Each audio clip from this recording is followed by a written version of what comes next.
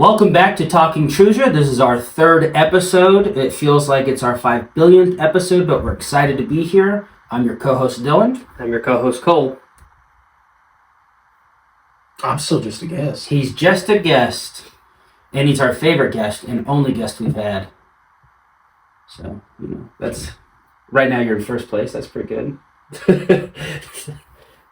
Until we bring Jacob in. Until we bring Jacob. No, he'll still be our favorite for a while. It's when Matt gets in. That's when it becomes real rough and tumble. Have you filmed your next episode of Shadows yet? We have not. We're scheduled for May 8th, I believe. It is the 8th, yes. Yeah. Got all the confirmations from the players, which is The tough part. the worst part of D&D. But yeah, we've got this is not going to air. Well, I mean, I'm not going to give too many details away, but they're just wrapping up their time in this ancient Merriman library, the Library of Turris. I think we talked about it in our first episode. We kind of went in a little bit into Shadows of Tythair.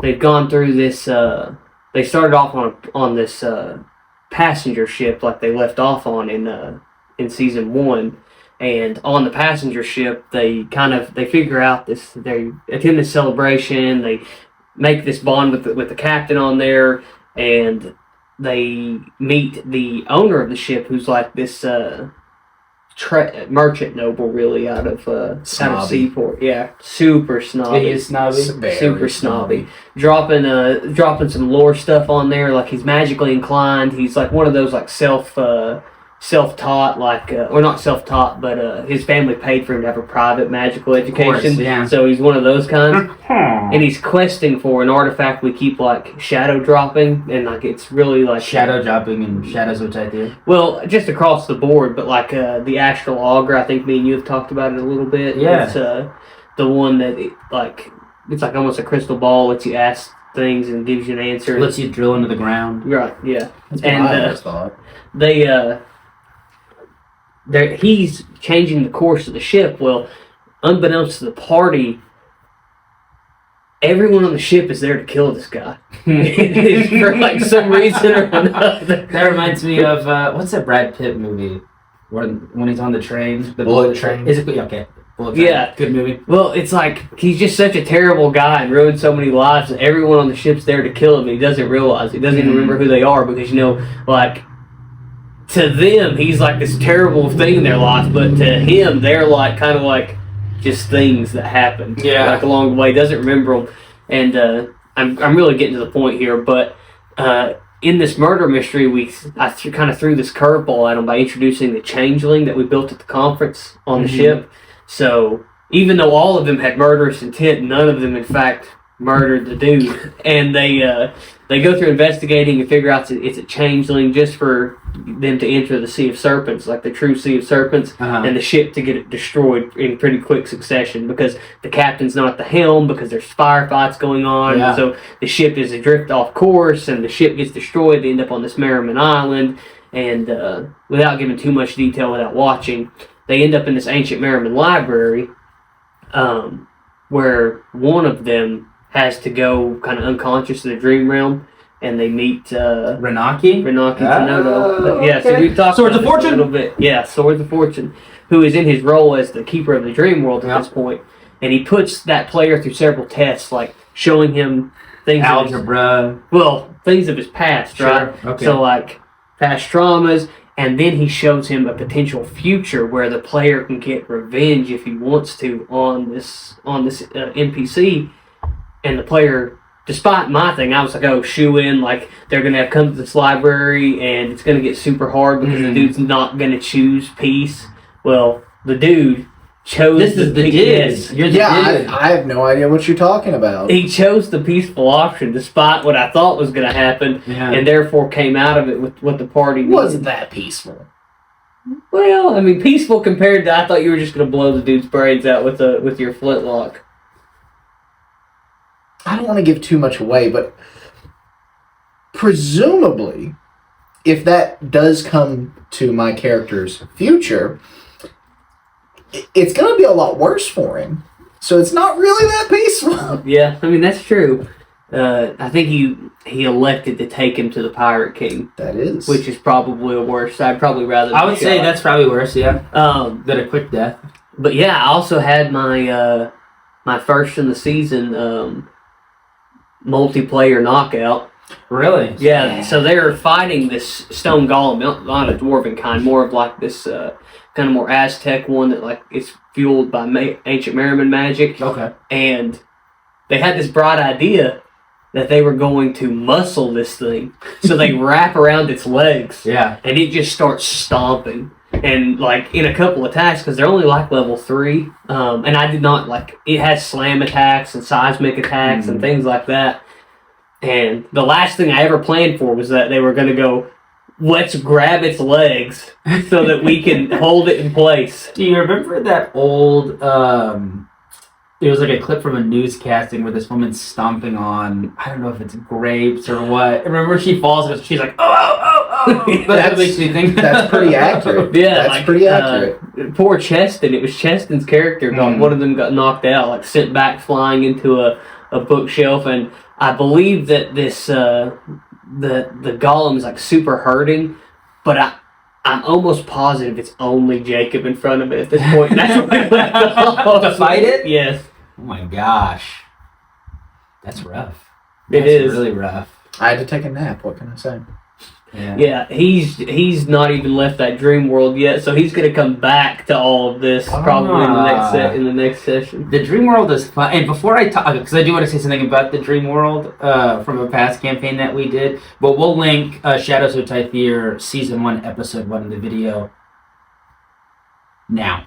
But no, the dream world is fun, just for its like teleportation aspects, because in Swords of Fortune Season 1, at the end, you put us in this fun like maze where we're having to try different doorknobs. And if you touch the doorknob, as you remember, it teleports you. Okay, and the whole point of the campaign was to rescue this one chick. Okay, and we were dragging her around like a sack of potatoes. She really wasn't that useful to us because she had been chained up for months or years. I don't even... What's her last name? Ravenscroft or... No, she was Selwyn's sister, so she was... Dark Flame? Yeah, Dark Flame.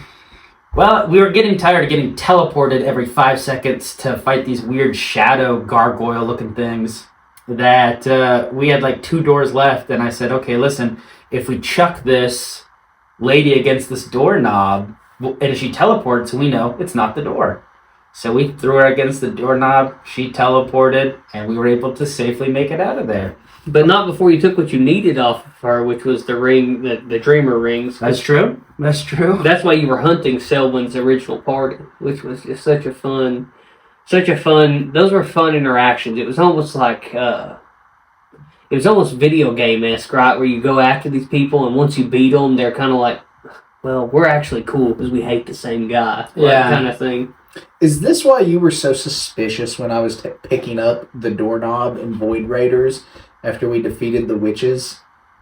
We burned down this witch's hut, this Coven of Witches hut. This is Kane's campaign? Yes, yes, in Void Raiders. And presumably most of the loot's gone. Mm-hmm. I decide that I'm going to take the doorknob. Not because I think it's useful, just because memento. Sure. And the entire time, he's like, I don't know if I would touch that doorknob. I don't know if you should do that. To the point that I use the doorknob to lock another door by jamming it into the door frame. And he's like, that's not a good play. Get a little PTSD from your other doorknobs. My own created PTSD. Yeah. Well, at least you're not the one who had to fight. I mean, I guess you had to do the NPC smoke monsters, but I went through the least because I laid that magic circle to teleport back.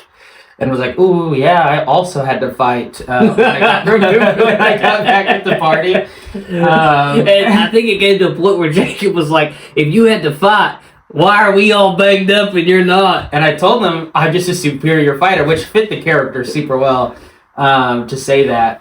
But it's true. You know, the meta kind of got to them. They were like, oh, you didn't fight, because they knew. And I was like, there's no way you could know that. Absolutely none. We all got teleported to different places. But after that, I did have to fight like 5, and I was on like 5 health, 6 health at the end. So I was like, I'm just chucking this lady against the doorknob, calling it a day. Well, yeah, gosh, the Selwyn Dark Flame fight was so good in a way too, because it started out very cinematic. Like at first, he was really like hurting various members of the party because everybody was trying to do their own thing, going after him, which he was answering. And then you kind of see this moment where after the party's beaten and battered to a degree, where it's kind of like, ugh, we need to team up and do this together. And then it actually truly built like a party dynamic where you couldn't overcome him individually, but you could together. It was definitely a Obi-Wan Anakin versus Count Dooku Attack of the Clones moment.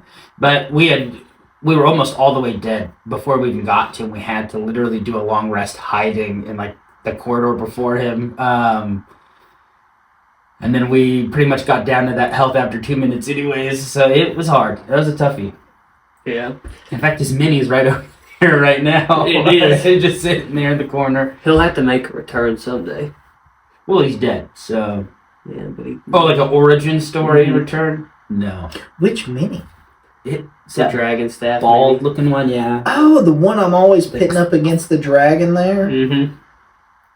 I enjoy staging those in just random little Literally amalgamations of combat unrelated to anything we're filming. We got obsessed with them for a while. We would go to the store and we would get like 10, 15 of those mystery boxes and just open them up like there was no time, which was terrible. It was a real like gambling kind of thing. Oh, yeah. But it was so fun. Got a lot of irrelevant minis out of it. It was so fun. I remember we came to a point where we were picking up the boxes to feel the weight. Oh, that's and if it was a heavy box, which is funny because I went to before you moved back. One weekend I just wanted to go to these D&D shops in Lexington because all of ours around here have kind of closed down, or they don't sell as much D&D stuff. So we go up there and we hit almost every D&D shop in Lexington, and I found one that sold a bunch of them boxes, and I was in there like picking them up and sitting them down. I think they're still in your car. It might be. I want to say that the boxes are still in your car. We opened. Oh, okay. We opened it. Yeah, no. The minis are gone. The boxes are still in there. They're gone or they're on the shelf? No, they're you they're ate here. them? Oh, okay, you already put it on the shelf. Yeah. Okay. I'll tell you. Not there. Swords of Fortune just hit so many of the character tropes that you would typically see in a party. Like there was the murder hobo-ness, and then what was really funny about the episodes is you'd have one episode where everybody was down to like murder hobo, the NPCs, and you'd have another episode where you'd have one NPC doing something completely like crazy, or not NPC, but one player doing something completely crazy, and the other ones are like, guys, we want to progress the story, we need to do this, and you're like, as the DM, I'm sitting there like, scratching my head, like, last episode you all partook in skinning a goblin, and now this episode... That's moral. Yeah, right. And now this episode, you're over here like, no, there's booby traps, don't go through there. Well, it's because literally Jacob was like, I'm just going to run through, and we're like, no, we literally like know that it's booby trapped. He's like, I'm going to do it. And the funny part is, he made it through perfectly fine, and we all got trapped under rubble. That sounds about right. That sounds about right. Sounds like Mark. Is he really God looking? bless Mark. Mark, I don't pre-plan it at all. Like, what I mean is I don't pre-plan giving Mark information. But somehow, like, this is not a channel-affiliated game, but, like, the party will misinterpret what I'm saying the point of something is, and I'll, like, name drop people and stuff like that, and their first instinct is to go to the location, right? Like this last time they were in the Royal Archive in New Methlos, they have to do an archive heist for this noble, like steal some scrolls out of there. Wow. And I put like the adjudicators protecting it, and then the adjudicators are supplemented by mercenaries and things like that. And I name drop a couple people that can like give information and stuff like that. And the party goes there 3 times to scout before they start talking to the people I name drop. And Mark, of all people, is the first person to go to the name drop like to one of the name drops. So he's getting this information, but he's doing goofy stuff the whole time, and they're like, how does he get all the information? And I'm like, well, because Mark is just smart enough to like be like, oh, that person was named, I want to go there. To be fair, some of those name drops would have been meta knowledge. So I was talking to the first person to gather information, and then when we cut to Mark, he just so happens to give the exact same name that I'm given and more. So he's like, well, I'm just going to go here and there. Where I'm sitting here just stewing. Have I told you about the moral dilemma I put them in? I did like the most dungeon master. Come closer and tell me. So the first place we start is this town. It's made up, completely made up, right? Because it's not channel affiliated. It's just for fun. Like I'm just making stuff up for them to play in, and they go to this place called Rivershade, and I put this noble in there, and I've created this whole plot about how he made a deal with a devil and killed his mistress, hung her as a witch. Well, the child becomes a hag, but still disguises herself as a child. Well, one of the party members had made his backstory that he was an orphan and he was taking advantage. A real Oliver Twist. Yeah. Like, Oliver Twist, but he went dark whenever he, grew up. So, I introduced the hag as this little orphan girl who's been taken advantage of. And he spends the entire game there while they're trying to figure out who the hag is, just caring for this little girl, like keeping her safe. Every ounce of downtime. If we made extra money, he made sure he put it towards keeping her a room at the inn. Whole 9 yards. And the sheriff... Now you gotta kill him. Well, no, hold on. The sheriff had a vendetta against like these kind of druidess witches that were in the woods. And he sends the party after them because he has a vendetta against them. He's like hate blinded, truly thinks that those druid witches are the problem when they're trying to help the town from the hags. Well, the party goes in, and no questions asked. Wholesale, Mark and Will. Well, Mark kicked at the hornet's nest first. Right. They wholesale slaughter these like innocent, like old like witches that are in this like druid witches. And one of them's a druid, and he decides to talk to the animals, and none of the animals, they're giving him like the silent treatment. Like, they're like treating him bad, and he's the first one to go, guys, I think we're the bad guys. Way later. Yeah. Way later. So we're all sitting at the table just, do you have anything you want to share there, WB?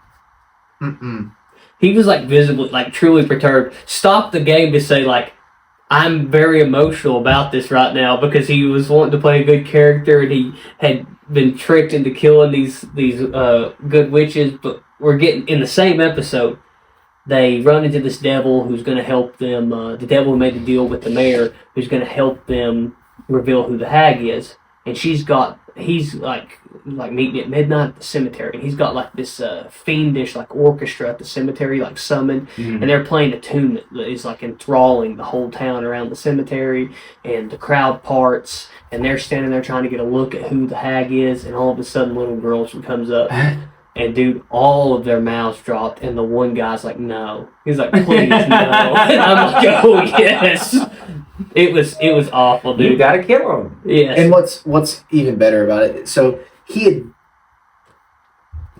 I had kind of deduced that the little girl had a lot more to do with it than just a random encounter. So I'm pestering him for weeks. I'm like, little girl's the hag. Little girl's be involved in this. Going on. And he's like, don't say anything. But yeah, you got it. I'm like, oh, okay. So when the moment comes, I'm not even looking at him. I'm looking around the table. And when he says their mouths are opening as they realize, they really were. Huh? It was fantastic. And Josh, who's that character, also just happened to get like the final blow. Yep. Like freak nature final blow. And did you let him choose how to do it? Yeah, he shot her through the heart with a crossbow, and as she died, I had to revert back to what she was before, like her hag corruption. So he's just holding the little girl in his arms, and like this ran down church that they've blown the side out of, fighting her. Oh my gosh! Yeah, that's kind of heavy. Yeah, that's what's fun about storytelling, though. It is to set up these experiences. But now they won't trust a single NPC. No, I would not. I've given them like truthfully. no shady NPCs in the Mhm. next town. Like they're all forthright. Like they're in New Methodist. Like they're all like Yeah. very like law abiding and everything. Oh, okay, so this is a Tales of Trusia. It's just not canon. Right. Okay. Right. And they're all law abiding and everything. And the one guy's like, "Our benefactor hired the thieves we're trying to find," and I'm like, no, "No, we did not." But they don't believe You blew me me. up 3 times. Huh? You blew me up 3 times because assuming that, I don't know, maybe I can halfway trust this person, and you blow me up. So you what's the expression? You fool me once, shame on me. You cast fireball into a room full of your friends 4 times. I'm not going to trust your NPCs. That's fair. That's fair. I've been 3 taught times. that since The birth. third time I blew him up, though, I gave him everything he needed to know. Bad I rolls. was like, I still tried to give him everything, so I was like, it can't be him again. Like Mhm. he's like searching this the corpse of one of those witches who was affiliated with. This is after we found out that they were good, and we're like, ah. Mhm. Yeah, and he's searching the corpse, and he's like, "What do I find?" I'm like, "Okay, well, you can sense magical jewelry." And he's like, "Okay, what do I sense about it?" And I give him. I'm like, "Okay, it's evocation magic, which is fireball, right?" Yeah. And he's like, I jerked the To be fair, I was being ginger.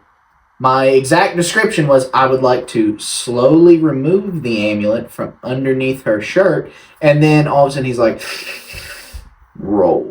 well, it was made known that if they touched them after like people died, it was like the fail safe. Like these people are like agents of somebody, Adrius. Mm.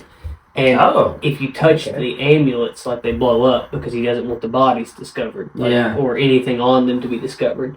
And so he did, and it blew him up the 3rd time. And I was like, "Oh my god!" I thought for sure, like telling him evocation, he'd like back up and be like, "Mark, why don't you touch that?"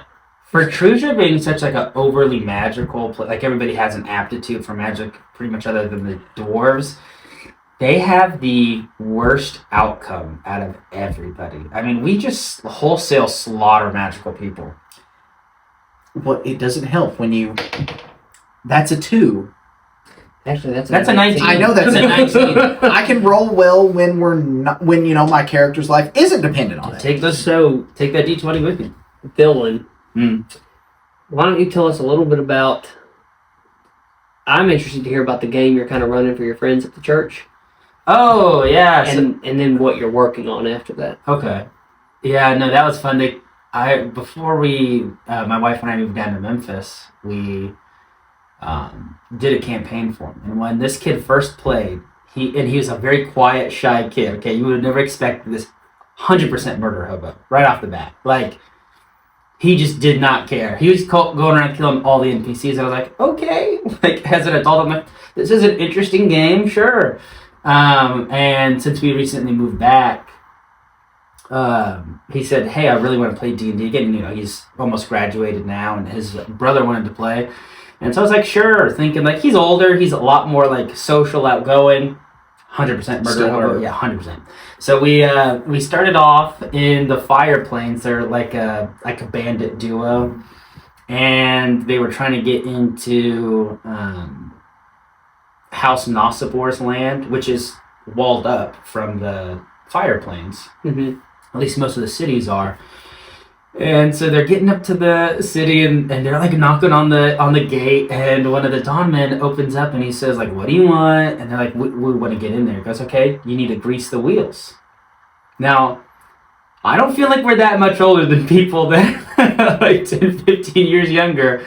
But they both looked at me like, what do you mean grease the wheels? So I was like, you know, like grease the wheels, like, I did this too. And they're like, I had no idea what you're talking about. I'm like, all right, well, neither do your characters then.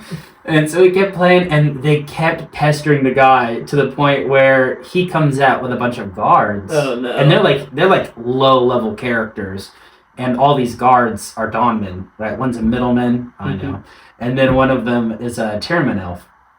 And they just got the crap beat out of them. I kept trying to give them, like, I was like, they want your money. Like, I had them roll to try to figure it out, and one of them did, his little brother, who's also pretty quiet, and he's trying to explain it, but the middleman paladin is an idiot, right? So he's like, okay, and he's like throwing his money everywhere, and it's pissing the guards off even more because he's not just handing them the money. That they put them in prison, and then they have to work in it's like a working prison. They have to work in a mine, right? Or not really a mine, but like a pit to gather stone, granite, and whatnot. And this is just the first session, by the way. So they lose all of their stuff right off the bat. That's a great way to start, though. Could you imagine someone's like, "Oh man, you should come play D&D with us," and it's like, "Oh really? What's the story like?" Like, I don't know. We got ourselves put in jail, so we'll probably be breaking rocks for the whole next session. They got out. They did. They did. It's their first and second campaign, right? I'm throwing them some bones. I'm giving some leeway as they learn. I'll get a little harder further on, but. So I let them try to convince all the other, prisoners there, which are mostly Dawnmen, to break out. And they run up to this old man, and the old man's like, I don't want to go, right? He's like, I've been in prison for 25 years. I got a couple years left. Like, I just want to finish off my thing. And they were able to persuade him. And so they're using their pickaxes to break their chains because they're all linked together in pairs. And the old man just, like any old man in anime, just tears off the tunic. He's ripped, right? He just breaks the chains, and I had him like running up and like smashing the guards' heads like watermelons and running off. But anyways, they escaped and they went into the woods. And the really cool, I think, mechanic with the Terramin elves is that they can speak to plants, right? Right. Yeah. But why would a plant who's never spoken to anything ever in Arthoria be like as understandable as, a plant that a Chairman Elf literally planted or grew up with, or like it's like a heritage tree?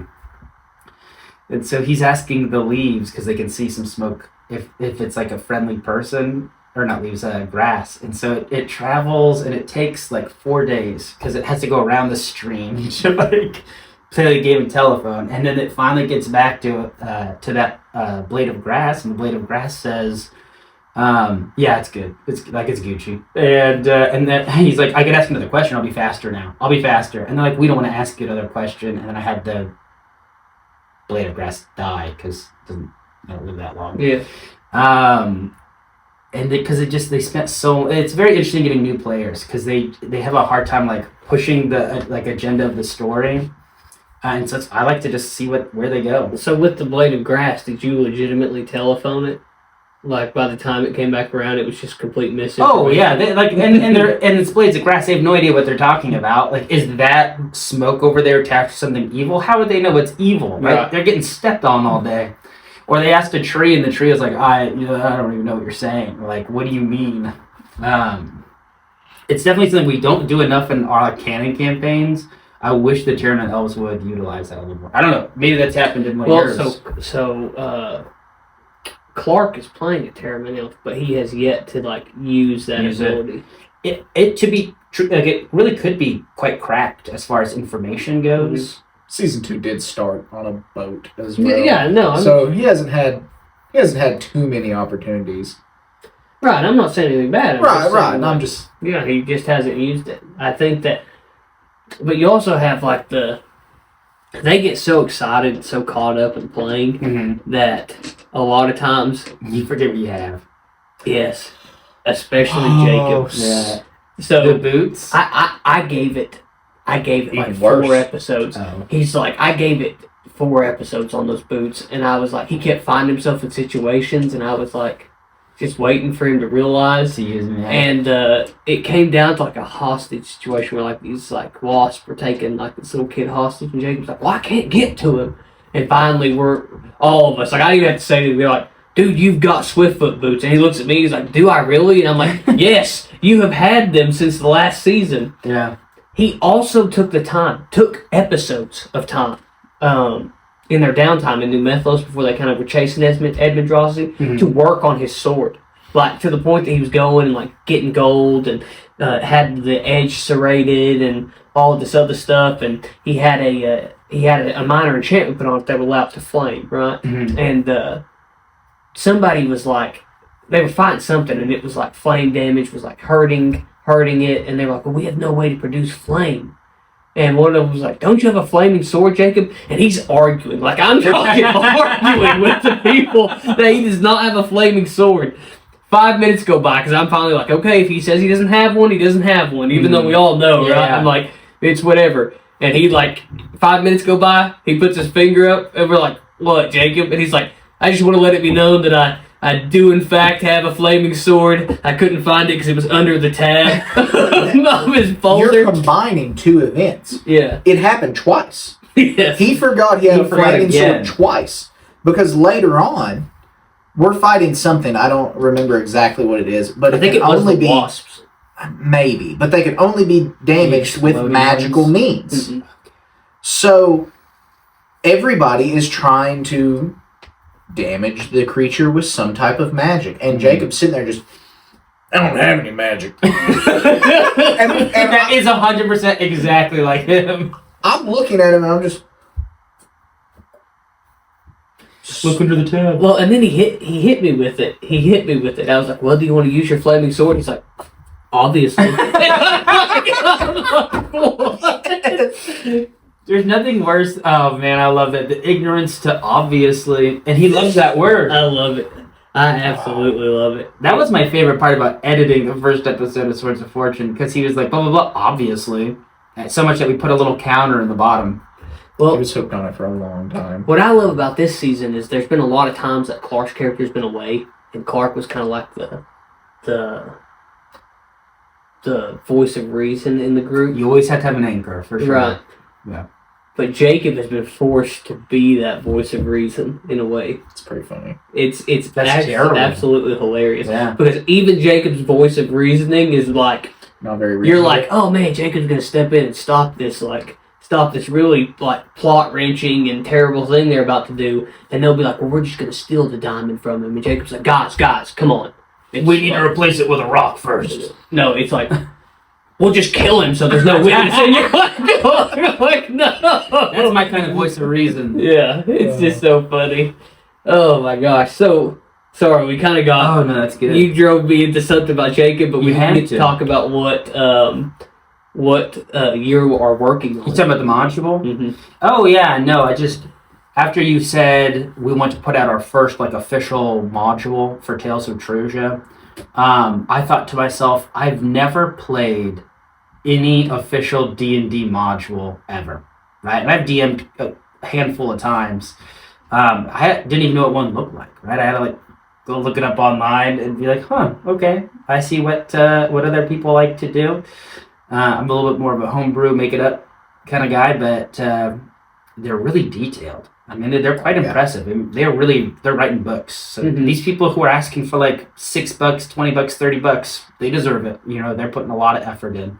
And the art is immaculate too, especially for the homebrew campaigns that people put out. And so I was like, if I'm going to be running a team to make a module, that's a pretty big deal module, I need to figure out how to do it. So I started making, as you know, Hidden Monarch as more of like an espionage, which is kind of out of my wheelhouse, but I've been wanting to do one somewhat related to it.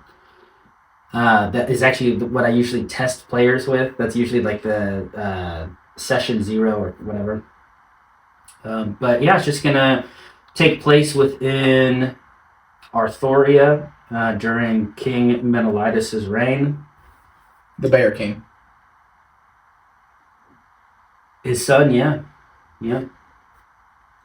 The best king.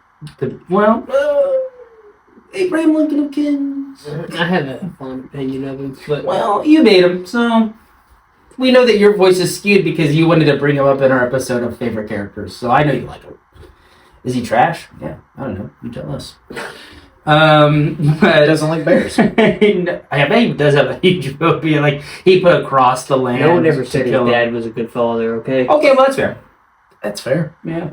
Didn't know that. It could have been liberating for him. Like watching. Oh my goodness. But my prince, you're crying. Tears of joy. Yeah.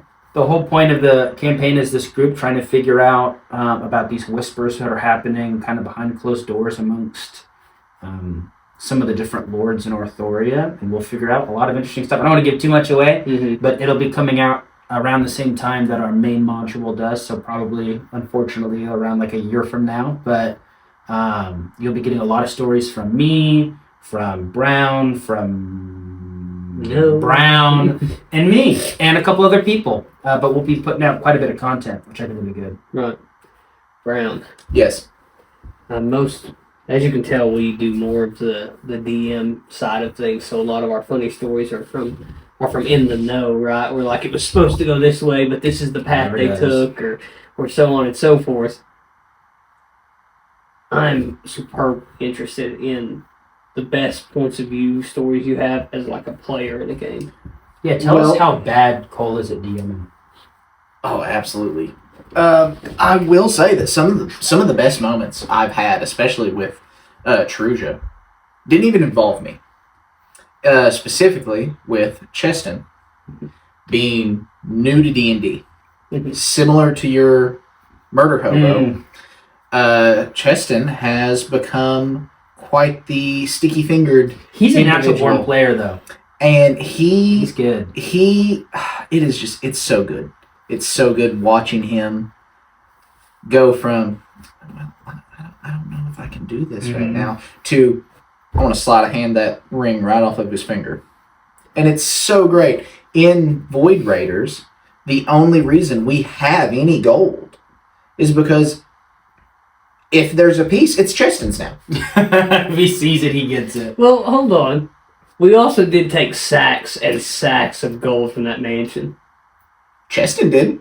No, we did and consolidated it with Cheston. He took so much gold.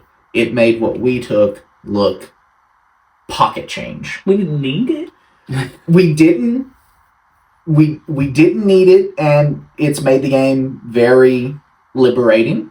Independently wealthy. I don't think that we have used, or I have not used a single coin of the gold that has been taken. It literally sits in a carriage, in a bag. Like, if someone were to rob our carriage, it would be like... loaded. I want to see him get past the dragon horses. That's true, yeah.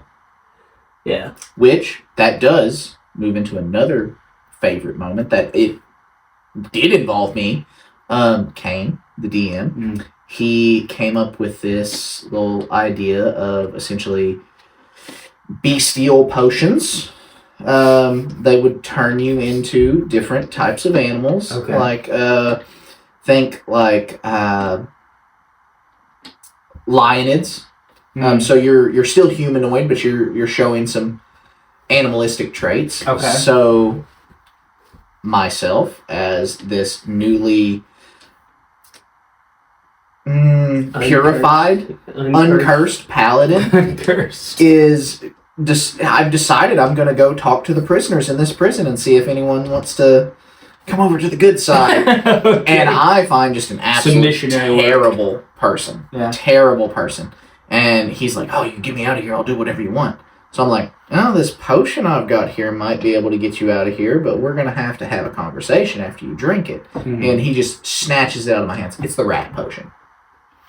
He turns into a 2 foot tall rat man. Humanoid rat. The dude changed his name. It was something real menacing to do with his weapon. Blood Claw. Something along those lines. It was like Blood Dagger or something like that. And then he had been told his name before, and after he turns him into a rat, he's interrogating him. NPC changes his name on the fly and he's like, what's your name? And he's like, Scratch Claw. Yeah, it was just so funny. But in the interrogation, I rolled poorly, and this serial killing individual slips out of my grasp. To which I sat for a moment, I go, what other potions do I have? And Kane, he had written it all down, thankfully, because I had never intended to use them. They were going to go in the loot. Okay. He's like, well, you've got a dog potion, a dragon potion, a cat potion. I'm like, stop right there. That's a rat's natural predator if I ever heard it. So instead of the dragon, a cat. I love that. So I go from undead creature to back to Don Mansell. Now, lion tabby cat, almost 7 foot tall monster man. Donus Felinus, of course. Yeah. And I chase down Scratch Claw. through this nobleman's house, smashing walls, all sorts of things, and I don't even know how to describe it. It was unhinged. Yeah, that's what it sounds like. Honestly, it sounds like a fever dream. It kind of was. And the whole time, in the context of the story, though, like when you go back and watch, it's like, oh, it kind of makes sense because he took the potions from like a hag den that are like making things. So like they're making those kind of items for people, and someone's like, like I want better agility, and then they're like making it for the furries. Well, yeah, the furries of Trusia. Could be. But someone comes in and is like, I want to make a deal for better agility or better hunting senses, and it's a hag, so it plays like of course, and they give you what you want, but in a roundabout way. So it kind of, in the context of the story we dealt with, makes sense. And this game that he's talking about is so fun for me because I played this like really old, very serious wizard. I won't go too far into it because I want to, boost it when it comes out. But yeah, no, that's pretty cool. No, I think that's definitely a good spot to end it on a fever dream of a humanoid cat, humanoid rat. Still Catman. You're still Catman. Catman. I'd like to see that. Anyways, this has been Talking Trusia.